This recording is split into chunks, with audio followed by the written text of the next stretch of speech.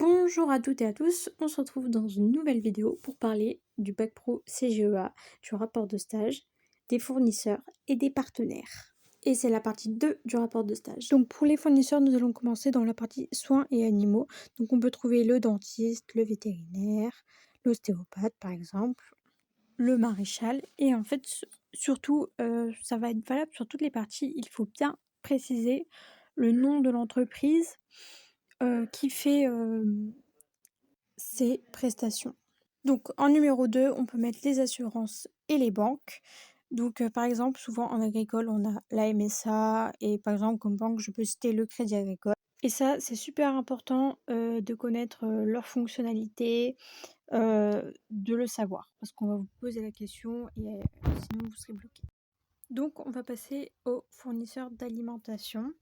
Alors pour les fournisseurs d'alimentation, vous donnerez le nom de ceux qui vous fournissent les grains, le nom de ceux qui vous fournissent le foin.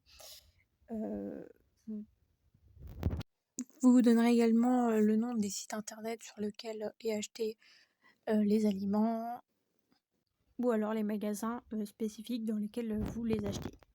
Ensuite, vous stipulerez aussi le matériel. Vous achetez les entreprises achètent leur matériel, donc ça peut être Decathlon sur un site agricole, John Deere, des choses comme ça. Et le nom des sites, bien évidemment. Donc ensuite, on va parler des fournisseurs d'animaux. Donc en fait, les fournisseurs d'animaux, donc on va les appeler comme ça. Mais en fait, ça va être quand on aura besoin, par exemple, de renouveler son cheptel, d'un nouvel étalon, d'un nouveau taureau, ou juste simplement d'acheter des chevaux pour pouvoir les valoriser. Donc dans ces cas-là, on va les acheter chez d'autres éleveurs, chez des particuliers.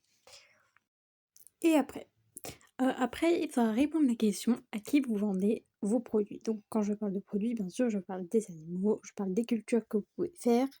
Donc par exemple, si vous vendez vos produits à d'autres éleveurs, à d'autres des clients de centres équestres, si vous vendez vos produits dans les magasins, ça il faut le préciser, c'est super important. Pour terminer, vous devrez également dire les avantages et les inconvénients. Donc ça peut être au niveau de la proximité, par exemple, ça peut être un avantage parce que les agriculteurs ils sont à côté, au niveau de la qualité, parce que le foin, par exemple, il est de bonne qualité. Donc là, c'est des exemples que je donne, des inconvénients, des choses comme ça. Merci d'avoir regardé la vidéo. N'hésitez pas à aller voir mes autres vidéos que j'ai fait sur le Bac Pro CGEA et je fais sur plein d'autres sujets. N'hésite pas à regarder. Si tu as des questions, pose-les-moi en commentaire, j'y répondrai avec plaisir. Et n'hésite pas à liker et t'abonner. Salut!